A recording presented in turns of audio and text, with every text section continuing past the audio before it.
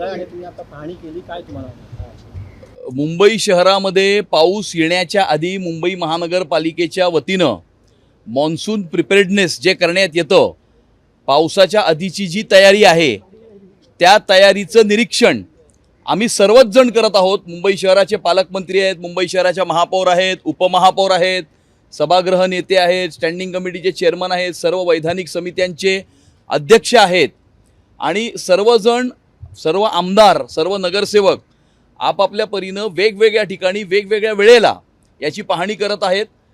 मागच्या आठवड्यामध्ये आम्ही पश्चिम उपनगर, पूर्व उपनगर या ठिकाणी पाहणी केली होती. आता शहर भागामध्ये या ठिकाणी मुंबई महानगरपालिकेचे जे 3 पंपिंग स्टेशन्स आहेत, Britannia pumping station, Lovegrove pumping station आणि क्लिव्हलँड पंपिंग स्टेशन, जी पंपिंग स्टेशन हायटाईडच्या वेळेला जे पाणी आहे ते पाणी रोखणं, एक तर समुद्राचं पाणी शहरामध्ये येण्यापासून रोखणं आणि हायटाईड गेल्याच्या नंतर शहरातलं पाणी समुद्रामध्ये पंप आउट करणं, हे काम जे करतं, ज्याच्यामुळे मोठ्या प्रमाणावरती मुंबई शहरामध्ये पाणी तुंबण्यापासून आपल्याला त्यामुळे दिलासा मिळत असतो. ही सर्व पंपिंग स्टेशन्स नीट काम करत आहेत की नाहीत, ऑपरेशनल आहेत की नाहीत, त्या ठिकाणचे सर्वच्या सर्व पंप हे या ठिकाणी चालू आहेत की नाही याची पाहणी आणि याचं निरीक्षण करण्याकरता आज आम्ही या ठिकाणी आलेलो आहोत. मला आपल्याला सांगताना आनंद होतोय की यावर्षी मुंबई महानगरपालिकेने आपल्या 6 मेजर पंपिंग स्टेशन्स आणि 10 छोटे पंपिंग स्टेशन्स, या सर्व पंपिंग स्टेशन्सचे सर्वच्या सर्व पंप्स हे 15 मेलाच अप केलेले आहेत. 15 मेला सर्व ऑपरेशनल केलेलं आहे, कारण गेल्या वर्षी 1 जूनला ते ऑपरेशनल होणार होते आणि 26 मेला पाऊस आला आणि त्यामुळे अशा प्रकारची परिस्थिती निर्माण होऊ नये म्हणून 15 मेला हे सर्व पंप, सर्व पंपिंग स्टेशन्स ऑपरेशनल आहेत. तसेच संपूर्ण मुंबई शहरामध्ये 550 पेक्षा जास्त पंप्स हे ऑलरेडी डिप्लॉय केले गेलेले आहेत, जेणेकरून छोट्या छोट्या एरियाजमध्ये जे पाणी तुंबतं ते पाणी पंप आउट करण्याकरता महानगरपालिका त्या ठिकाणी पंप्स लावते. ते सर्व पंप्स ऑलरेडी डिप्लॉईड आहेत, रेडी आहेत आणि त्यामुळे अशा प्रकारची तयारी झालेली आहे. गेल्या वर्षीच्या 1 जूनपासून त्याच्यानंतर पुढे IIT बॉम्बेतर्फे एक विशिष्ट प्रकारची मेकॅनिझम, अर्ली वॉर्निंग मेकॅनिझम, ही सुद्धा मुंबई महानगरपालिकेला देण्यात आलेली आहे. आधी मुंबई महानगरपालिकेला मोठा जर पाऊस येणार असेल हायटाईडच्या वेळेला स्पेशली, तर 3-4 तास आधी माहिती मिळत असायची. आता IIT बॉम्बेने दिलेल्या अर्ली वॉर्निंग सिस्टममुळे 48 तास आधी ही माहिती मुंबई महानगरपालिकेला मिळते, ज्याच्यामुळे आपल्याला 48 तास आधी सर्व माहिती मिळाल्यावर त्याच्यावरती जी काही उपाययोजना आपल्याला करायची आहे ती उपाययोजना मुंबईची महानगरपालिका करू शकते. नालेसफाई ही या ठिकाणी सुरू आहे. 31 मेपर्यंत संपूर्ण 100% नालेसफाई पूर्ण करण्याचा आमचं उद्देश आहे. झोन 5 मध्ये नालेसफाई ही समाधानकारक नव्हती, त्या ठिकाणी आमच्या महापौर येत्या 2-3 दिवसामध्ये पुन्हा त्या ठिकाणी पाहणीसाठी जाणार आहेत.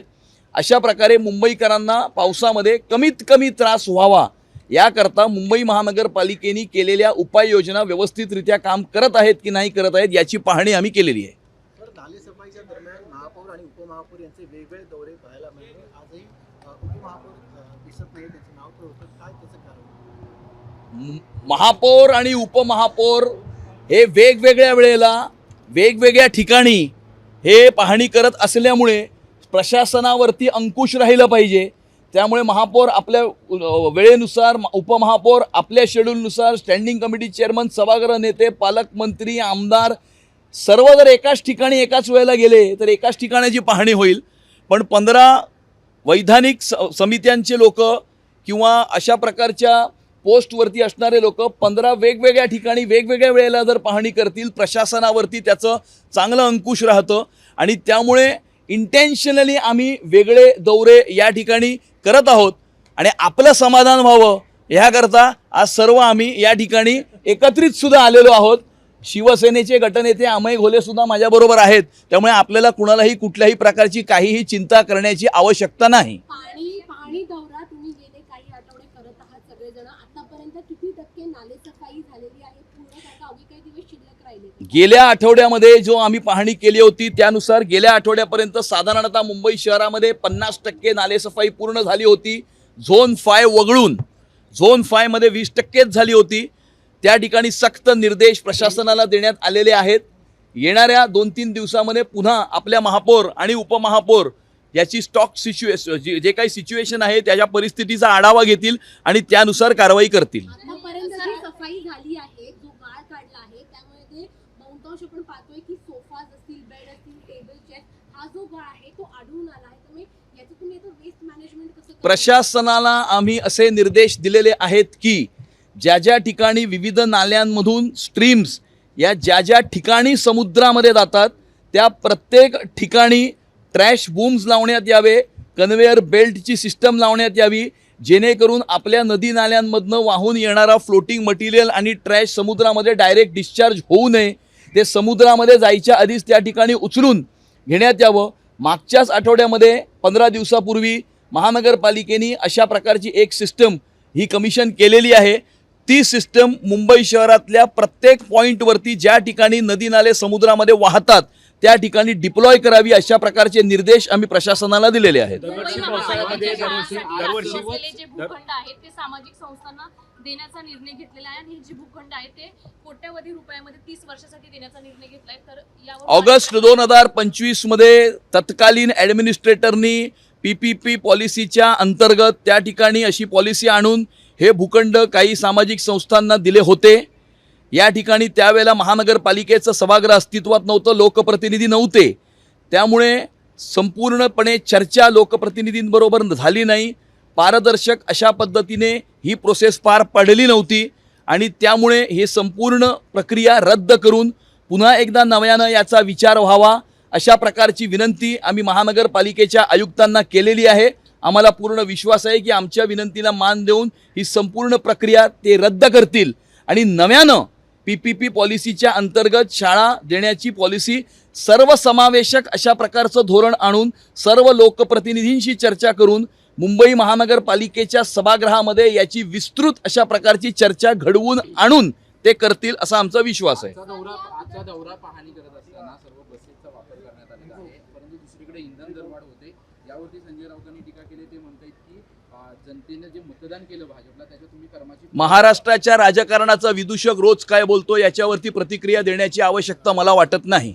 या सगळ्यामध्ये पाहणी दौरा ज्यावेळेला करताय या अगोदर सुद्धा अशा प्रकारचे पाहणी दौरा करण्यात आले. मात्र मुंबईमध्ये पावसाळ्यामध्ये नेहमी पाणी अशा प्रकारचं साचतं. मुंबईकरांना साचलेल्या पाण्यातून वाट काढावी लागते. यंदा विशेष काय काळजी घेतली जाणार आहे? मुंबईकरांना यंदा साचलेल्या पाण्यातून दिलासा मिळेल? मुंबईची टोपोग्राफी ही अशी आहे की थोडा जरी पाऊस पडला तर काही सॉसर असलेल्या जागांमध्ये पाणी तुंबतं. ही सत्यस्थिती आहे. याच्यामध्ये कॉम्प्रिहेन्सिव्ह अशा प्रकारचा विचार होण्याची आवश्यकता होती. ती गेल्या 25 वर्षामध्ये झाली नाही आणि त्यामुळे आता मुंबईच्या महानगरपालिकेने IIT बॉम्बेला ऑन बोर्ड घेऊन याचा सखोल याचा अभ्यास करून एक कॉम्प्रिहेन्सिव्ह रिपोर्ट तयार केलेला आहे. तो रिपोर्ट केंद्र शासनाला सादर केलेला आहे. केंद्र शासन तो रिपोर्ट स्क्रुटिनाइज करत आहे आणि केंद्र शासनाने त्या रिपोर्टला हिरवा कंदील दिल्यानंतर मुंबई शहरामध्ये कॉम्प्रिहेन्सिव्ह फ्लड मेजर्स हे घेण्यात येणार आहेत. आता आपण म्हणाल की केंद्र शासनाचा संबंध काय, तर केंद्र शासनाचा संबंध हा आहे की या कॉम्प्रिहेन्सिव्ह रिपोर्टवरती कारवाई करण्यासाठी जो प्रोजेक्ट असेल त्या प्रोजेक्टचं फंडिंग हे केंद्र शासन करणार आहे. भूमिगत टाक्या बसवण्यात आल्या होत्या. भूमिगत टाक्यात बसवण्यात आल्या होत्या. त्या भूमिगत टाक्यांची सद्यस्थिती परिस्थिती काय? कारण त्या सुद्धा ज्या हिंदमाता परिसर असेल, किंग सर्कल परिसर असेल त्या ठिकाणी मोठ्या प्रमाणात बसवण्यात आला होता जो पाण्याचा निचरा करण्यासाठी होत्या. भूमिगत टाक्या ज्या ज्या ठिकाणी बसवण्यात आलेला आहे त्या त्या ठिकाणी पाणी तुंबण्यापासून त्या त्या परिसराला त्या त्या वेळेला दिलासा हा जरूर मिळालेला आहे. आणि भूमिगत टाक्या हे काही फ्लड प्रोन एरियाजमध्ये पाणी तुंबण्यापासून वाचवण्याकरता या ठिकाणी एक चांगलं सोल्युशन आहे. परंतु ते एकमेव सोल्युशन नाही. कॉम्प्रिहेन्सिव्ह अशा प्रकारचं सर्वसमावेशक अशा प्रकारच्या सोल्युशनची आवश्यकता आहे. ती अनफॉर्च्युनेटली गेल्या 25 वर्षामध्ये झाली नसल्यामुळे आता आम्ही ते करत आहोत आणि ऑलरेडी रिपोर्ट तयार केलेला आहे, सादर झालेला आहे. केंद्र शासनाने हिरवा कंदील दिल्यानंतर त्याचं इम्प्लिमेंटेशन सुरू होईल. सर, मुंबई महानगरपालिकेच्या बेस्ट बस ज्या आहे त्यांची दयनीय अवस्था झालेली पाहायला मिळते. आज देखील महापौरांच्या दौऱ्यादरम्यान एक बस बंद पडली होती. आता तुमच्या दौऱ्यासाठी ज्या बसेस ठेवण्यात आलेल्या होत्या त्यातली एक बस बंद झाली. हे बघा, आता एखादी बस अशी कधी बंद पडू शकते. एक बस बंद पडली, एक बस बंद पडली किंवा 2 मिनिटासाठी थांबली याचा अर्थ काही BSTच्या सगळ्याच बसेस बंद पडतात असा होत नाही. परंतु BSTच्या बाबतीमध्ये BSTला सस्टेनेबल करण्याच्या दृष्टिकोनातून, सस्टेनेबल म्हणजे समजा BSTचा आमदनी इन्कम हे जर 1200 कोटी असेल तर BSTचा खर्च हा 2500 कोटी आहे. आणि त्यामुळे 2,500 कोटीचा खर्च हा 2,500 कोटीची आमदनी BSTला झाली पाहिजे, या दृष्टिकोनातून आम्ही याचा विचार करीत आहोत. यामध्ये ॲडव्हर्टायझिंग असेल, यामध्ये कशा प्रकारे मेट्रोच्या फीडर रूट्सवरती BSTच्या बसेस डिप्लॉय करून अजून BSTचं इन्कम या संदर्भात वाढवू शकतो, याचाही विचार आम्ही करीत आहोत. आम्हाला हा पूर्ण विश्वास आहे की येणाऱ्या काळामध्ये BSTला सस्टेनेबल करण्याच्या दृष्टिकोनातून आम्ही कारवाई करून त्यामध्ये BSTला आम्ही सस्टेनेबल करू. नालेसफाईच्या दरम्यान अनेक वेळेला अशा गोष्टी आढळून येतात की जो गाळ बाहेर काढला जायचा तो नाल्याच्या बाहेरच ठेवला जायचा, त्यामुळे पाऊस पडला तो गाळ पुन्हा एकदा नाल्यात प्रशासनाला सक्त आदेश देण्यात आलेले आहेत की नाल्याचा गाळ असेल, मायनर नाल्याचा, मेजर नाल्याचा गाळ असेल, कुठलाही गाळ हा 4 दिवसामध्ये त्या ठिकाणी काढून टाकलेल्या ठिकाणाहून उचलला गेला पाहिजे. आणि आमचे सर्व नगरसेवक 118 नगरसेवक आणि सर्व स्वीकृत नगरसेवक हे त्या ठिकाणी फिरून सर्वीकडे फिरून या ठिकाणची पाहणी करत आहेत. Everybody is on field. गेल्या या उदंचन केंद्राची सध्या पाणी उपसा करण्याची क्षमता किती आहे आणि ती वाढवण्यासाठी कोणत्या उपाययोजना? हे उदंचन केंद्र हे मुंबईतलं सर्वात मोठं पंपिंग स्टेशन आहे. एका वेळेला या ठिकाणी 10 पंप्स जे आहेत ते कार्यरत आहेत आणि त्यामुळे आजूबाजूचा जो परिसर आहे, वरळी, हाजी अली, टोटल 1300 हेक्टेअरच्या परिसराला रिलीफ देणारं हे पंपिंग स्टेशन आहे. आणि वरळी आणि आजूबाजूच्या परिसरातलं हे पंपिंग स्टेशन आहे आणि त्यामुळे वरळीची आम्ही खास काळजी या ठिकाणी घेत आहोत. या 25 वर्षामध्ये, मागील 25 वर्षामध्ये मुंबईमध्ये सातत्याने तुंबई होताना पाहायला मिळत होती. यापुढे मुंबईची परिस्थिती कशी असणार आहे पावसाळ्यामध्ये? काय बदल हा या सरकारकडून असेल? सर, यालाच लागून असं आहे की नालेसफाईची जी चालू आहे तर अनेक तक्रारी येत आहेत की नालेसफाई व्यवस्थित केली जात नाहीये, तर मुंबईची तुंबई होऊ शकते असं देखील मुंबईकर व्यक्त करतायत. हे बघा, पाणी आम्ही काय असा क्लेम करणार नाही की यावर्षी पाणी तुंबणारच नाही, कारण पाणी तुंबण्याची अनेक कारणं असतात. परंतु पाणी कमी तुंबावं किंवा पाणी तुंबल्यानंतर त्याचा निचरा लवकरात लवकर समुद्रामध्ये व्हावा, याकरता ज्या उपाययोजना महानगरपालिका करते त्या सर्व उपाययोजना 100% कार्यरत आहेत की नाही हे चेक करण्याचं काम आम्ही करतोय. आणि कॉम्प्रिहेन्सिव्ह ज्या वेळेला सोल्युशन येईल, ज्याचा विचार आजपर्यंत झाला नाही. आजपर्यंत लोकांनी फक्त नालेसफाईची पाहणीचे दौरे केले आणि नंतर थेम्स नदीची पाहणी करायला गेले आणि कॉम्प्रिहेन्सिव्ह अशा प्रकारचा विचार न केल्यामुळे आज ही परिस्थिती निर्माण झाली. परंतु आता येणाऱ्या काळामध्ये केंद्र शासनाच्या मदतीनं कॉम्प्रिहेन्सिव्ह अशा प्रकारचा रिपोर्ट तयार करून कॉम्प्रिहेन्सिव्ह अशा प्रकारचं सोल्युशन मुंबई शहराला आम्ही नक्कीच देऊ. आम्ही मुंबईकरांना एवढा आश्वस्त करू इच्छितो की आम्ही 100% आमच्या प्रयत्नांमध्ये कधीही कुठे कमी पडणार नाही आणि पूर्णपणे पारदर्शी अशा प्रकारचा कारभार, ट्रान्सपरंट ॲडमिनिस्ट्रेशन आणि करप्शन फ्री गव्हर्नन्स हे आम्ही देत आहोत.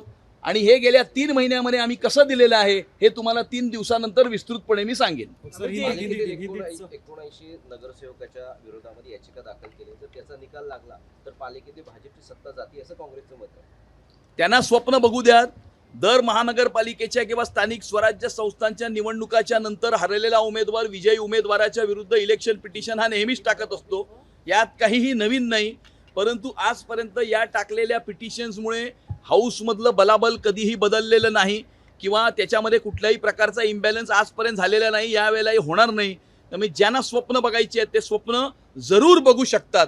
मुंगेरी लाल के हसीन सपने जो है वो उनको मुबारक है. सर, तुम्ही म्हणताय की यावर्षी मुंबई तुंबणार नाही हे तुम्ही सांगू शकत नाही, म्हणजे दरवर्षी जशी मुंबई तुंबायची ते चित्र यावर्षी देखील पाहायला मिळेल असं? हे बघा, असं आहे की काही ठिकाणी पाणी नक्कीच साचेल, कारण त्याची वेगळी कारणं असतात.